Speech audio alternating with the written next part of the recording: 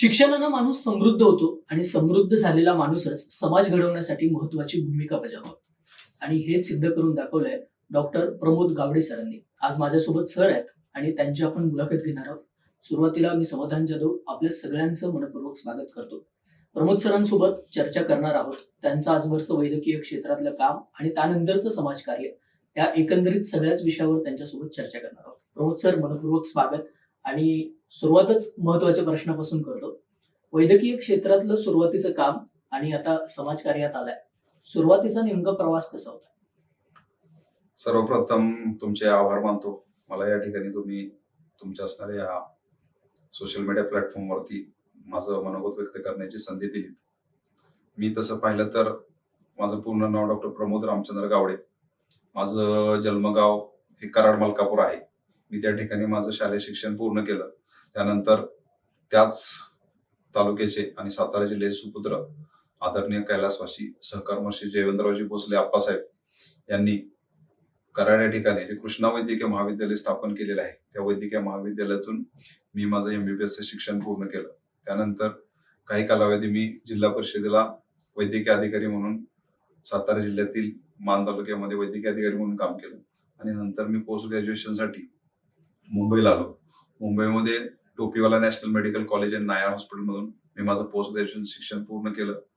तसेच अनुभवासाठी मी Kokilaben Dhirubhai Ambani hospital, Bombay hospital या ठिकाणी काम केलं. ही माझी वैयक्तिक वैद्यकीय क्षेत्रातली शिक्षणापर्यंतची पार्श्वभूमी आहे. सर, हे सगळं सुरू असताना तुम्ही हळूहळू समाजासाठी आपण काहीतरी केलं पाहिजे या भावनेतनं काम करत होता आणि त्यातनं महिलांचे प्रश्न असतील किंवा स्थानिक लोकांचे प्रश्न असतील, त्याला देखील कुठेतरी हात घालण्याचा प्रयत्न केला.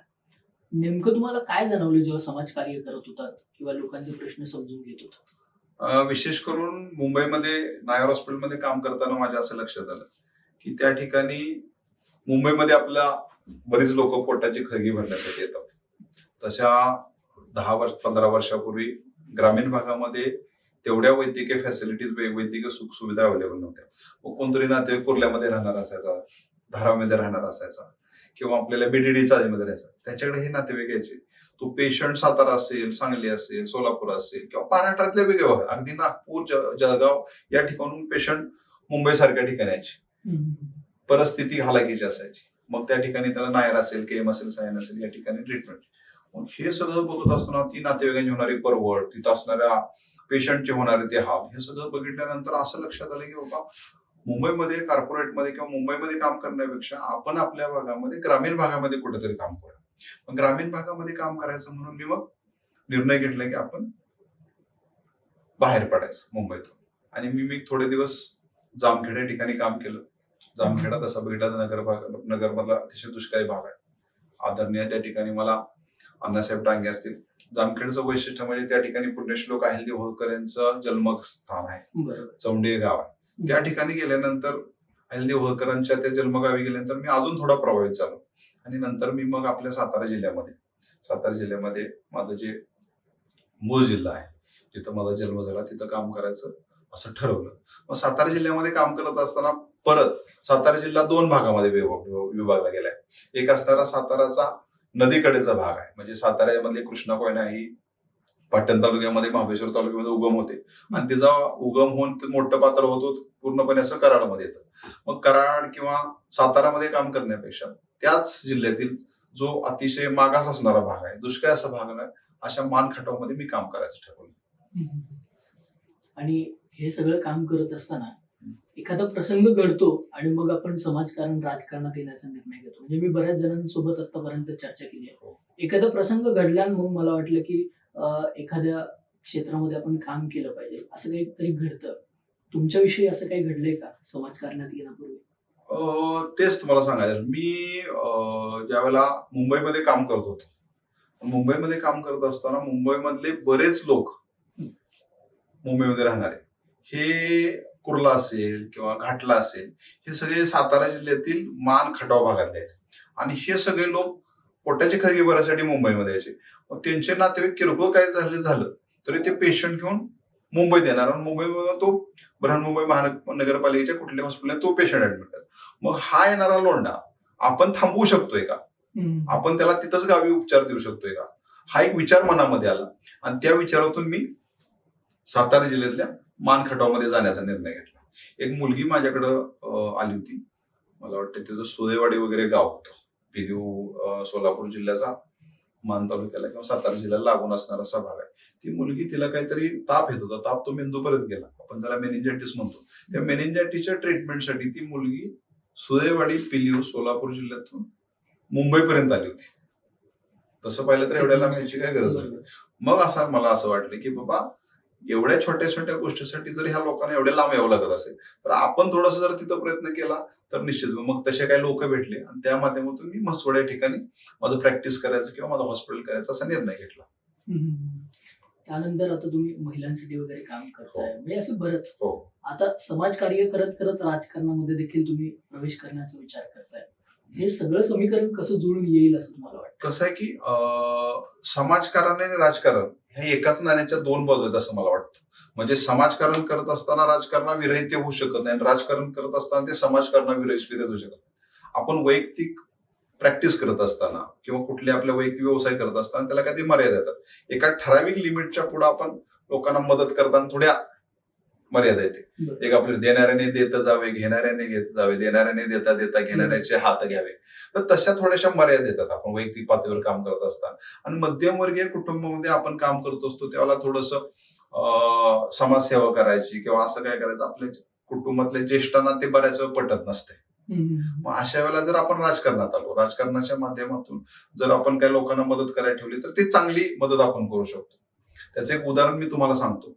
महाराष्ट्रामध्ये 2020 दरम्यान कोविडची लाट फार मोठ्या प्रमाणात आली होती. मुंबईमध्ये फॅसिलिटी अवेलेबल होत्या. मुंबईमध्ये गव्हर्नमेंटला ते करणं शक्य होतं.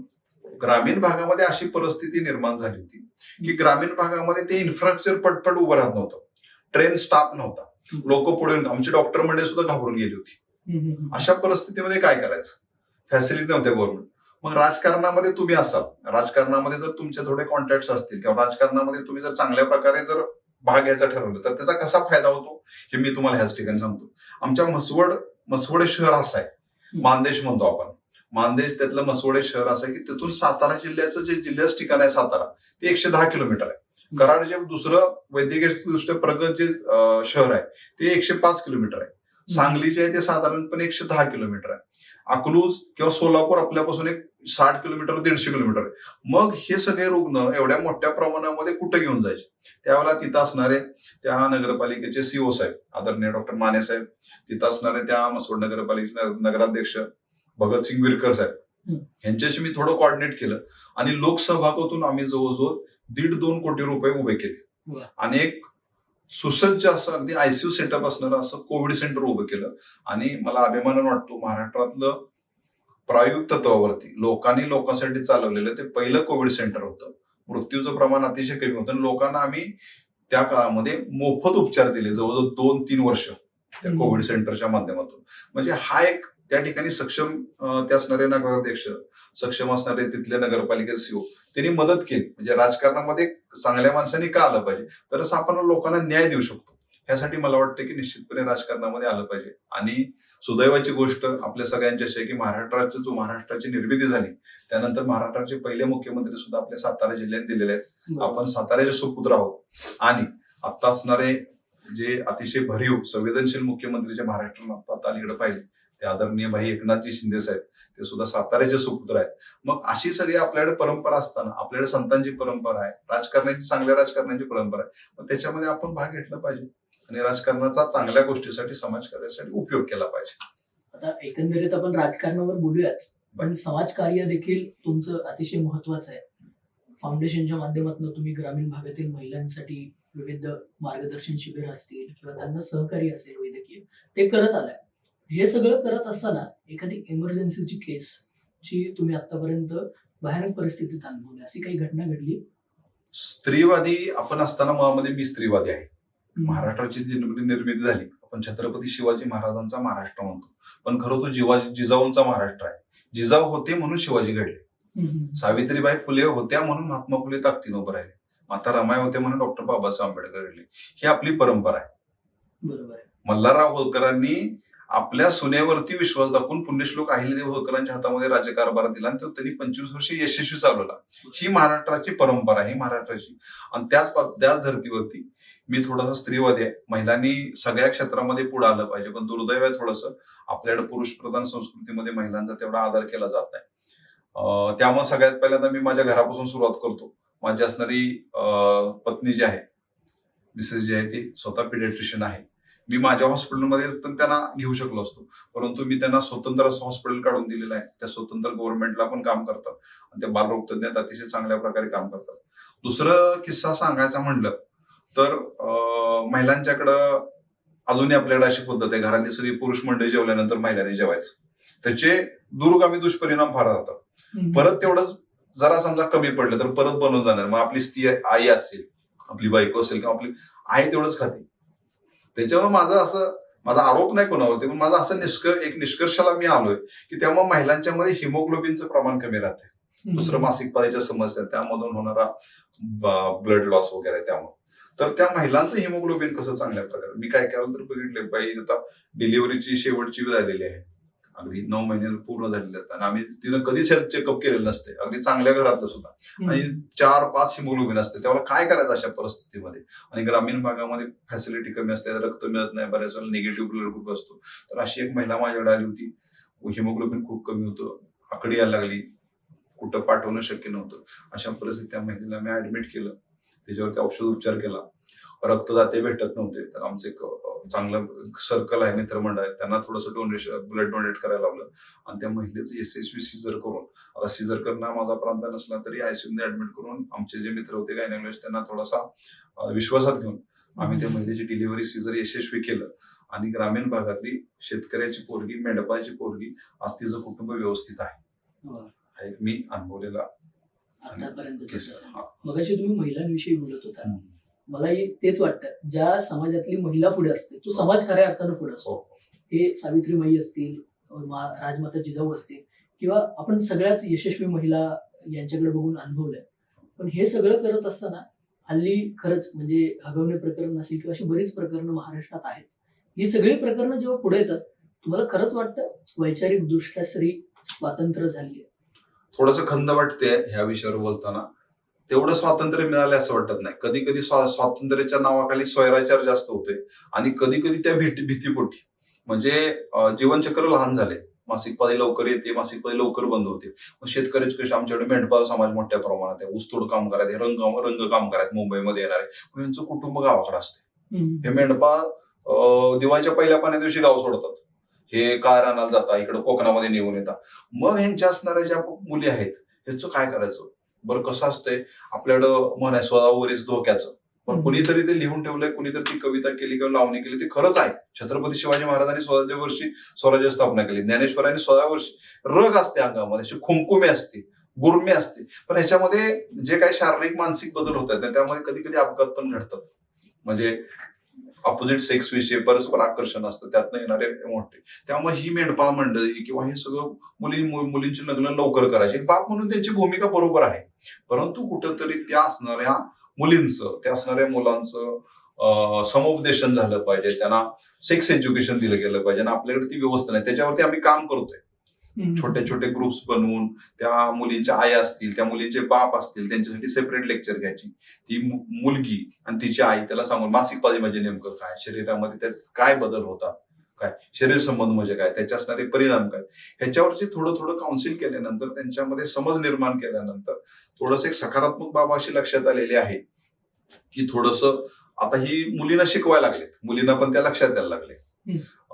जे बालविवाहाचं प्रमाण होतं ते सुद्धा कमी झालेलं आहे. हे सगळ्या सकारात्मक गोष्ट आहेत. आणि थोडंसं मुली सिन्सिअर असतात मुलांच्या पेक्षा. म्हणजे असं मुलांचे आरोप करणं बरं नाही, पण थोडंसं कष्ट करायची वगैरे सोशिकता जास्त, मॅच्युरिटी लवकर असते. आणि मुलगी, मी हॉस्पिटलमध्ये येऊन सांगतो, मुलगी 2 घरचा संसार चालवत असतात. आपण समजा आपल्या असणाऱ्या वयस्कर आजीला किंवा वडिलांना, आईला हॉस्पिटलमध्ये गेलो तर आपण काय करतो, तिथपर्यंत काउंटर पर्यंत जायचं, पैसे भरायचे, ते असेल ते बघायचं आणि आपण बाहेर येऊन मोबाईल बघत राहतो. पण मुलगी तसं नसते. मुलगी ती थांबते, त्या डॉक्टरांच्यावर बोलेल, त्याचं काय कमी जास्त विचारेल. आणि ही दोन्ही घरचा दुवा असते. ती बरोबर. जेवढं आपल्या सासू सासऱ्यांच्यावर आई वडिलांच्यावर प्रेम करते तेवढं सासू सासऱ्यांपर्यंत जपत असते. वैचारिक प्रगल्भ असते मुलगी. हा, मुलगी वैचारिक होते. तसं मुलांच्या बाबतीत बघा, तसं होत नाही. म्हणजे हार्डली एखादं उदाहरण असेल, सासऱ्यांना ट्रीटमेंटला घेऊन गेलाय किंवा सासऱ्यांसाठी दिवसभर हॉस्पिटलमध्ये बसले, पण मुलगी तसं करताना दिसत नाही. मुलगी थांबते तिथं. एक मॅच्युरिटी असते किंवा एक थोडीशी भावनिकता जास्त असते, इमोशनल हे असतात, ह्या सगळ्या गोष्टी. त्या महिलांच्यावर आम्ही काम करतोय. आमच्याकडे दुसरा एक प्रॉब्लेम असा आहे की मोठ्या प्रमाणामध्ये जमिनी आहेत लोकांच्याकडे, शेतीपूर्वक, शेती व्यवसाय शेतीपूर्वक, मग बऱ्याच वेळा ते शेतात राहतात. मग शाळा वगैरे लांब असते, 2-2.5 किलोमीटर मुलींना चालत जातात. आम्ही दरवर्षी पुण्यश्लोक अहिल्यादेवी होळकर यांच्या जयंतीनिमित्त आणि श्रीमंत सुभेदार मल्हारराव होळकर यांच्या जयंतीनिमित्त आम्ही 10 ते 15 सायकलीचं वाटप करतो मुलींना. शिक्षकांना सांगतो खऱ्या होतकरू मुली कोण आहेत त्यांना सांगा, मग त्या शिक्षकांच्या माध्यमातून त्यांना सायकलचं वाटप करतो, जेणेकरून तिचं शाळेतलं जे तिचं ड्रॉप आहे, शाळेत मधनं शाळा सोडण्याची जो प्रकार आहे तो थांबला पाहिजे आणि त्याचा निश्चितपणे फायदा होतो. हे सगळं करत असताना तुम्ही वेगवेगळे शिबिरं घेता असं ऐकलं, हो. मार्गदर्शन हो. करण्यापर्यंत तुम्ही सगळ्यांना एकत्र करता. पण दुसरीकडे जर ग्रामीण भागामध्ये या सगळ्याचा विचार केला तर पाळीबाबत जरा अंधश्रद्धा पसरली आहे किंवा त्या पद्धतीचं वातावरण आहे, ते थांबावं यासाठी काय सरकारनं देखील महत्वाची पावलं उचलली पाहिजेत किंवा सामाजिक दृष्ट्या नागरिकांनी काय केलं पाहिजे? आता कसं आहे की आपल्या धर्मामध्ये बऱ्याच वेळा पाळायला घराच्या बाहेर बसवायचं किंवा सेपरेट पाणी ठेवायचं, जेवायला थोडं द्यायचं नाही, हे थोडेसे चुकीचे प्रकार आहेत. पण निश्चितपणे समाज प्रगल्भ व्हायला लागलेला आहे. त्यांना ते महत्व सांगितलं की पाळी म्हणजे वाईट नाही, पाळी म्हणजे तो एक जीवनचक्राचा भाग आहे. पाळी आली तरच परत ती महिला गर्भवती राहणार आहे. अशा जर गोष्टी तुम्ही समजा, तुमचा जो वंशाचा दिवा जो आहे, आपल्याकडे वंशाचा दिवा समजला, तर ती पाळी आली तरच पुढे वंशाचा दिवा होणार आहे. त्यामुळे त्या पाळीच्या वेळामध्ये तिला विश्रांती दिली पाहिजे, जेव खाऊ चांगलं घातलं पाहिजे, तिला जर काय थोडा त्रास होतो डॉक्टरांनी ट्रीटमेंट, हे समुपदेशनच होणार आहे. ही एका दिवसाची प्रक्रिया नाही. आणि निश्चितपणे हे समुपदेशन करताय, मी तर करतोच, त्याच्याबरोबर माझी पत्नी असते. आमची टीम बनवली आम्ही महिलांची, त्याच्यामध्ये महाराष्ट्र शासनाच्या आशा वर्कर असतील, अंगणवाडी सेविक असतील, आमचे प्राथमिक आरोग्य केंद्रातील हेल्थ वर्कर जे आहेत ते खूप मोठ्या प्रमाणामध्ये सहकार्य करतात. अशी साखळी आम्ही तयार केलेली आहे. आणि त्याच्यातून जर काय प्रॉब्लेम सॉल्व्ह होत नसतील तर मग आम्ही त्याला स्पेशल गायनेकॉलॉजिस्ट, स्त्रीरोग तज्ञांचं मार्गदर्शन घ्यायचं, कधी कधी मानसोपचार तज्ञांचं मार्गदर्शन घ्यायचं. अशा प्रकारे अतिशय चांगलं, अगदी ग्रामीण भागामध्ये जर येणं शक्य नसेल तर ऑनलाईन सुद्धा आम्ही मानसोपचार तज्ञ आहेत किंवा स्त्रीरोग आहेत त्यांच्यावरती व्हिडिओ कॉलच्या माध्यमातून, कॉन्फरन्सच्या माध्यमातून त्या महिलांशी मुलाखत करून देतो आणि बऱ्यापैकी प्रॉब्लेम सॉल्व्ह करायचा प्रयत्न करतो. महिलांच्यावर अजून एक दडपण असतं, म्हणजे मी बऱ्याचदा बघितलंय, आता हा विषय आपला सुरूच आहे, तर महिला जर गर्भवती राहत नसेल तर ती पूर्णपणे महिलेची चूक आहे असा दबाव तिच्यावर टाकला जातो किंवा समाज त्या दृष्टीने महिलांकडे बघत असतो. हे चित्र बदललं पाहिजे किंवा यासाठी समाजानं एकंदरीत काय केलं पाहिजे असं तुम्हाला वाटतं? निश्चितपणे हे चित्र बदललं पाहिजे. त्यासाठी आता बऱ्याच मेडिकल फॅसिलिटीज पण अवेलेबल आहेत. अगदी असं मी काय प्रकार म्हणजे वाईट वाटतं सांगायला, असे बघितलेत की 5 मुली झाल्यात म्हणून दुसरं लग्न केलंय आणि दुसरी बायको केली, तिला पण परत 2-3 मुली झाल्या. आता मुलगा होणं किंवा मुलगी होणं हे काय त्या स्त्रीकडे हातात नाही, ते परत पुरुषाच्या हातात आहे. पण ते पुरुषाला दोष देता हे होते. दुसरी गोष्ट तुम्ही म्हटलं तर गर्भवती न राहण्याचं प्रमाण, मानसिक ताणतणाव हे त्याच्यामधलं एक महत्वाचं कारण आहे. कारण तेवढी प्रायव्हसी मिळत नाही किंवा बाकीच्या ज्या गोष्टी आहेत त्यात, आणि थोडस डिले झाला, वर्ष झालं, 2 वर्ष झालं, जसं जसं ते वय वाढत जाईल किंवा तो लग्न झाल्यानंतरचा कालावधी वाढत जाईल तसं ते प्रेशर अजूनच वाढायला लागतं. मग त्याच्यामध्ये मोठ्या प्रमाणात अंधश्रद्धेत अगदी आगोरी विद्या करण्यापर्यंत लोक जातात. हे सगळं थांबवायचं असेल त्याला समुपदेशनच चांगला पर्याय आहे.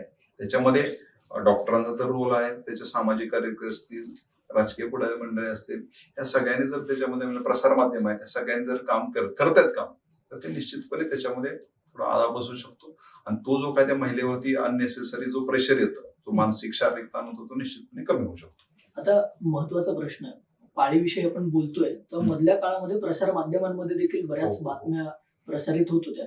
तुम्ही मान खटावमधले आहेत, म्हणजे एकंदरीत पश्चिम महाराष्ट्रामध्ये बीड सारख्या जिल्ह्यातनं किंवा आजूबाजूच्या भागातनं ऊसतोड कामगार मोठ्या प्रमाणात पश्चिम महाराष्ट्रात येतात. मग त्यांची रोजची हजेरी बुडू नये यासाठी महिलांना पाळीचा जो त्रास आहे किंवा त्या काळात खाड्या होऊ नये शेतावर जायला किंवा मजुरी करायला, यासाठी पाळी ज्या महिलांना येते त्यांची गर्भधारणेची पिशवी काढली जाते. असे बरेच प्रकार घडलेत.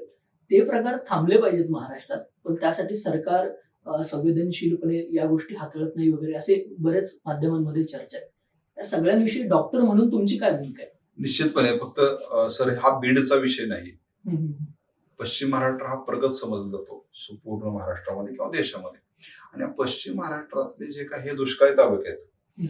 मान असेल, खटाव असेल, आटपाडी असेल, सांगोला असेल, कवठेमंका असेल, खालचा माळशिरसचा थोडासा भाग असेल, मंगळवेढा असेल, ही सगळीकडे ही अतिशय वाईट अशी परिस्थिती आहे. ह्याला कोण कारणीभूत आहे हे सांगणं कठीण आहे, पण संपूर्ण व्यवस्था ह्याला कारणीभूत आहे असं मला वाटतं. आणि ही व्यवस्था बदलायची परत एकदा समुपदेशनच आणि वैद्यकीय क्षेत्र असेल, राजकारणातली जी मंडळ असतील, विशेष करून प्रशासनातली मंडळ असतील, यांनी कुठेतरी ह्याच्यावरती थोडा अंकुश ठेवला पाहिजे. त्याचं कुठेतरी ऑडिट झालं पाहिजे. जर हे झालं, त्याला का असा प्रश्न विचारला गेला तर निश्चित. पूर्वी आपल्याकडं स्त्री भ्रूण हत्या आणि इलिगल सेक्स डिटर्मिनेशनचं पण प्रमाण मोठ्या प्रमाणात, पण शासनाने त्याच्यावर कठोर उपाययोजना केल्या, कठोर कारवाई केली दोषीवरती. त्यामुळे आता लोकांच्या मनामध्ये भीती निर्माण झाली. असले वाईट प्रकार किंवा गैरकृत्य करण्याच्या पण भानगडी पडत नाही. तसंच थोडं जर जिल्हा पातळीवरच्या प्रशासनाने ह्याच्यावरती जर काम केलं तर निश्चितपणे हे सुद्धा प्रश्न सुटतील असं मला वाटतं. हा जो गैरसमज आहे की डॉक्टर सहज सांगतात की तुम्हाला पिशवी वगैरे काढावी लागेल, महिला भगिनींना या इंटरव्ह्यूच्या माध्यमातून तुम्ही काय आवाहन कराल? असा एक गैरसमज पसरवला जातो. माझ्याकडे बऱ्याच महिला येतात की पाळी सारखी सारखी येते, अंगावरनं खूप जाते, अंगावरनं पांढरं जाते. हे सगळं जात असताना थोडस दुर्दैवानं सांगायचं तर आमचे काय डॉक्टर म्हणले मग पटकन म्हणून टाकतात मग पिशवी काढूया. असं नाही झालं पाहिजे. त्याचं डायग्नोसिस झालं पाहिजे, त्याचं कारण काय त्याच्यावरती शोध झाला पाहिजे, त्यांचं प्रॉपर असं काउन्सिलिंग झालं पाहिजे, त्यांना समुपदेशन केलं पाहिजे. जर नसेल तर मग ती स्टेज आहे. परंतु तसं होताना दुर्दैवानं दिसत नाही. तर त्याच्यावरती एकच पर्याय आहे की काउन्सिलिंग, प्रॉपर समुपदेशन झालं पाहिजे. आणि खरंच जर गरज असेल तरच हे करावे. त्याच्यामध्ये अजून एक गैरसमज जास्त पसरवला जातो की मग गर्भाशयाचा कॅन्सर होतो तो फार डेंजर असतो. कॅन्सर विषयी अजूनही समाजामध्ये फार मोठ्या प्रमाणात भीती आहे, संभ्रम आहे, भीती आहे. तर कॅन्सर जर तुमचा जर अर्ली डिटेक्ट झाला, त्याचं जर निदान लवकरात लवकर झालं तर तसं शक्यतो ते होताना दिसत नाही. आणि कॅन्सर हा पूर्ण बरा होणारा आजार आहे. लोकांनी मुळात घाबरू नये. आणि मग त्या भीतीपोटी बऱ्याच वेळा होतं ते असं. आणि मग माझं ऑपरेशन झालं, मग तिला कॅन्सर झाला होता, ती सिरियस झाली, असं झालं. मग तसं पसरत जातं ते याच्या सांगण्यावरून त्याच्या सांगण्यावर.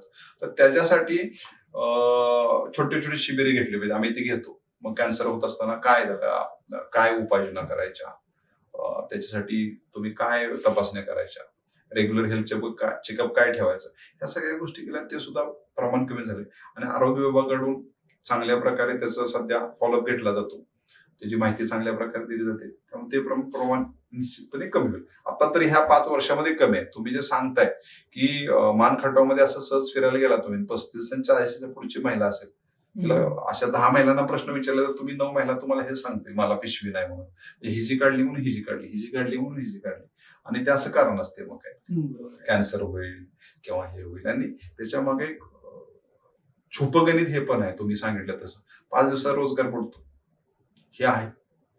कारण ज्यांनी ज्या मुकदमांनी ते सगळी टोळी आणली आहे, ते मुकदम या सगळ्या प्रकाराला कुठेतरी पाठीशी घालतात, प्रोत्साहन देतात. येत्या काळात हे चित्र बदलावं 100% निश्चितपणे बदलेल. महत्वाचा आता राजकारणाचा भाग आहे. म्हणजे तुम्ही आता समाजकार्य करतच आहात, वैद्यकीय क्षेत्र आणि समाजकार्य दोन्ही क्षेत्रात काम करताना वैयक्तिक आयुष्याची किंवा दोन्ही क्षेत्राची सांगड कशी घालतात? थोडंसं कसं असतं की सामाजिक कार्य करत असताना वैयक्तिक थोडंसं आयुष्य कॉम्प्रोमाइज होतं. कधी कधी मुलांना तेवढा वेळ देता येत नाही, फॅमिलीला तेवढा वेळ देता येत नाही. परंतु त्यांनी पण ते ऍक्सेप्ट केलेलं असते. थोडंसं होतं तसं. परंतु एकदा समाजकारणामध्ये, राजकारणामध्ये काम करणाऱ्या माणसात एकदा गेल्यानंतर तो विसरून जातो देहापासून. कधी पॉलिटिक्सचा प्रश्न असेल, आरोग्याचा प्रश्न असेल, कोणाची गावातली भाऊकीतली भांडणं असतील, हे सगळे सोडत असताना तालुक्याच्या ठिकाणी रेव्हेन्यू मधले प्रश्न असतात, महसूल मधले असतात, हे सोडवत असताना आपण त्याच्यामध्ये स्वतः माझं प्रॉब्लेम आहे असं करून जर इन्व्हॉल्व्ह झालो तर निश्चितपणे मग ह्या बाकीच्या गोष्टी थोड्याशा वैयक्तिक कौटुंबिक वगैरे मागं पडतात. पण दुसरं एक दुर्दैवानं सांगायला वाटतं मला, कधी कधी असे पण मी काय उदाहरणं बघतोय की समाजकार्यामध्ये जिल्हा परिषद 10-15 वर्ष काम केलं, नगरपालिकेमध्ये 10-15 वर्ष काम केलं. सार्वजनिक जीवनामध्ये खूप आहे, पण थोडंसं फॅमिलीकडे दुर्लक्ष झाल्यामुळे कुटुंबाची पण वाताहत झालेली मी बरेच लोक बघितले. असं उघड उघड सांगणं बरं नाही, पण ते बॅलन्स करता आलं पाहिजे. म्हणजे नवीन जर कुणाला राजकारणामध्ये समाजकारणामध्ये जर काम करायचं असेल, मी काय तेवढा मोठा नाही कुणाला सल्ला देणार, पण बॅलन्स तुम्हाला जमला पाहिजे.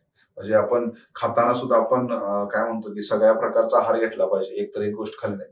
तसेच सामाजिक जीवन जगत असताना किंवा जीवनामध्ये जगत असताना तुमच्या आवडीनिवडी तर तुम्ही जपल्या पाहिजेत, पण बॅलन्स करता आला पाहिजे त्याच्यामध्ये. तुम्हाला आई वडील असतील, कुटुंब असतील, त्याला वेळ देत तुम्ही समाजाला, मित्रांना वेळ दिला पाहिजे. सर, भागात जर तुम्ही काम करताय ते विजनरी दृष्टीने करत असाल, पण स्थानिक पातळीवर रोजगार निर्मिती व्हावी किंवा तरुणांना रोजगार मिळावा. हल्लीचा तरुण रील आणि या सगळ्या गोष्टींमध्ये फार अडकलाय.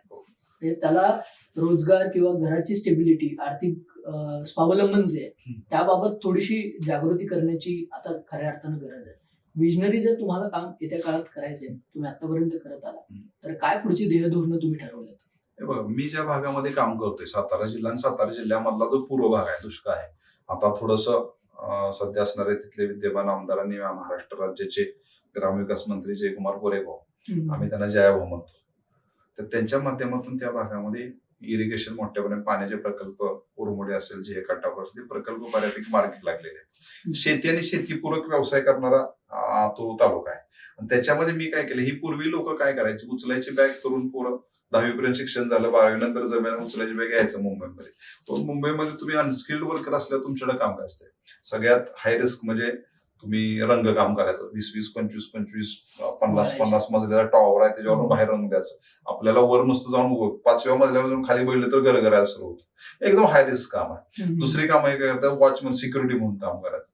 तिसरं गोदीमध्ये किंवा आपल्या एपीएमसी मार्केटमध्ये माथाडी कामगार म्हणून काम करायचं. ती वजी उचलायची, तसलं ते दमट वातावरण त्याच्यामध्ये. आता तरी थोडं बॅगेची मर्यादा 50 किलोची केली, पूर्वी 100 किलोचे लोक बॅग होते. म्हणजे हाय रिस्क आहे, मनकेचे आजार, त्याच्यामुळं मेंटल हेल्थ, बाकीचे सगळे स्किनचे प्रॉब्लेम, हे सगळे. मग ह्याच्यासाठी मी त्या भागामध्ये काय केलं, तो भाग थोडा शुष्क प्रदेश आहे आणि तो त्यांचा पूर्वंपार चालत आलेला व्यवसाय मेंढपाळ व्यवसाय आहे.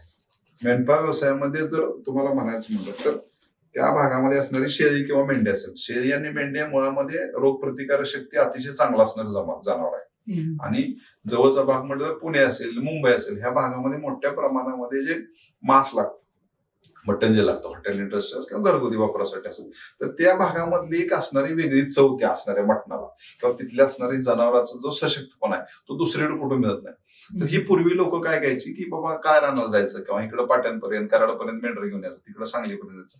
तर बंदिस्त मेंढी पालन किंवा बंदिस्त शेळी पालन हे प्रकल्प आम्ही तिथं तरुणांच्या मध्ये तशा पद्धतीने त्यांना मार्गदर्शन करायला सुरू केलेले आणि लोक काही यशस्वी सुद्धा झाले. अगदी तुमच्याकडे समजा एक 20 ते 30 मेंढ्या असतील, माझा सुद्धा वैयक्तिक तो शेळी मेंढ्याचा प्रकल्प आहे, 20 ते 30 मेंढ्या असतील, तर तुम्ही तुमचं कुटुंब अतिशय चांगल्या प्रकारे चालवू शकताय आणि त्याच्यामध्ये जास्त कष्ट करायची गरज नाही. समजा चुकून एखादं जनावर तुमचं दगावलं तर एक साधारणपणे 5 ते 10 हजाराचं नुकसान होतं तुमचं, त्याच्यापेक्षा जास्त होत नाही. आणि कुठलंही समजा संकट आलं, सगळ्यात महत्वाचं, मी आरोग्य क्षेत्रामध्ये काम करतो म्हणून माझ्या लक्षात आलंय की माणूस गरीब कुठं होतोय किंवा माणसाला आर्थिक संकट कुठे येतं, तर तो आजारी कोणतरी पडल्यावरती हॉस्पिटलला वगैरे खर्च. मग अशा वेळेला कुठल्या तरी सावकाराच्या दारात जाऊन उभं राहण्यापेक्षा आटपाडीला तिथं जवळचा बाजार असतो, मानला मसवडला मोठा बाजार असतो, माळशिरसला असतो किंवा इकडं वडूजला, तर ह्या जर जनावर एक 4 घेऊन गेला तर त्याला 20-25 हजार रुपये किंवा 1 लाख रुपये पर्यंतचे अगदी आपल्याला सुद्धा कुठल्या म्हणजे नोकरदाराला किंवा कुठल्याही चांगल्या माणसाला जर पैसे काढायचे म्हणलं त्याला टॅक्स बसतोय, पण टॅक्स फ्री पैसे या माणसांना मिळू शकतात आणि चांगल्या प्रकारे तो व्यवसाय त्या ठिकाणी चालू आहे. बंदिस्त मेंढी पालन किंवा बंदिस्त शेळी पालनात म्हणजे मुंबईमध्ये असे माथाडी कामगाराचं काम करणारे किंवा रंगकाम अतिशय चांगल्या प्रकारे स्थिर झाले, तिकडे सेटल झालेले आहेत. असं पण आमचं त्यांना आर्थिकदृष्ट्या मजबूत करण्यासाठी, त्यांचं आर्थिकदृष्ट्या सक्षमीकरण करण्यासाठी ते सुद्धा काम आमचं चांगल्या पद्धतीने चालू आहे. आता जास्त शेवटचे महत्वाचे प्रश्नाकडे येतो. आगामी काळामध्ये राजकारणामध्ये एकंदरीत पुढची वाटचाल करत असताना कुठला पक्ष सोबत आहे किंवा कोणीतरी गॉडफादर राजकारणामध्ये पाठीशी असला पाहिजे, काय ठरलंय, कशा पद्धतीने इथनं पुढची घोडदौड असणार? मी त्या बाबतीमध्ये मला राजकारणाची आवड आहे, निश्चितपणे काम करण्याची इच्छा आहे. ते करत असताना माझ्या समोर 2 विजनरी माणसं मी आज महाराष्ट्रातली बघतो आणि आपल्या सगळ्यांच्या सुदैवानं, माझ्या सुदैवानं ती दोन्ही सुद्धा माणसं ही सातारा जिल्ह्यातली आहेत. ह्या महाराष्ट्राचे संवेदनशील मुख्यमंत्री म्हणून ज्यांनी काम केले ते आदरणीय भाई एकनाथजी शिंदे साहेब, ते आपल्या सातारा जिल्ह्यातले आहेत. त्यांनी आरोग्य क्षेत्रामध्ये असेल किंवा ज्या ज्याला महाराष्ट्रामध्ये कुठे कुठे डिझास्टर झाले, मोठ्या दुर्दैवी घटना घडल्या, त्याच्यामध्ये तो माणूस शिंदे साहेब स्वतः जाऊन मी बऱ्याच वेळा उभं राहिलेलं पाहिलं. सुद्धा स्वतः इर्षादगडला. इर्षादगडची घटना झाली किंवा बऱ्याच वेळा ते हे मंत्री असताना रस्त्याने ते त्यांच्याकडे जो खातो त्याला बऱ्याच वेळा आपल्या घाटामध्ये मुंबई पुण्याच्या मधला जो घाट आहे त्याच्यामध्ये बऱ्याच वेळा जमीन अशी घसरायची, स्लायडिंग झालेलं असेल, त्यामुळे ते स्वतः तिथं मी त्यांना उभं राहिलेलं बघितलंय. त्यामुळे ते एक माझ्यासाठी आदर्श राहतील शिवसेना. आणि दुसरं म्हणजे जो मान खटाव कायम सातत्यानं दुष्काळ आहे, ह्या व्यवस्थेनं तिथल्या लोकांना, तिथल्या असणाऱ्या सर्वसामान्य माणसाला कायम अपमानित केलं होतं. परंतु त्या माणसाच्या बांधावरती, त्या माणसाच्या दारात ही असणारी कृष्णामाई घेऊन जाणारे, अतिशय बळकटीनं ताकदीनं काम करणारे त्या मतदारसंघाचे लाडके आमदार आदरणीय जयकुमार गोरे भाऊ, जे महाराष्ट्राचे ग्रामविकास मंत्री आहेत, ह्या दोघांच्याही नेतृत्वाखाली मला काम करायला आवडेल. आणि निश्चितपणे माझी त्या दृष्टीनं वाटचाल चालू आहे. ही वाटचाल यशस्वीपणे व्हावी अशी सदिच्छा या निमित्तानं व्यक्त करूयात. मगाचपासून तुम्ही बऱ्याच विषयांवर संवेदनशीलपणे उत्तरं दिली, त्याबद्दल तुमच्या सगळ्यांचं मी मनपूर्वक आभार मानतो. वेळ दिलात आणि दिलखुलास गप्पा मारलात त्याबद्दल पुन्हा एकदा तुमचं मनपूर्वक आभार. तर हे होते प्रमोद सर. आपण त्यांच्याशी एकंदरीतच वैद्यकीय क्षेत्रात त्यांचं राजकीय कार्य याविषयी त्यांच्याशी चर्चा केली. आपण अशाच नवनवीन मान्यवरांसह वेगवेगळ्या विषयांसह भेटणार आहोत. तोपर्यंत आपल्या चॅनेलला सबस्क्राईब करा आणि चॅनेलसोबत जोडले जा. धन्यवाद.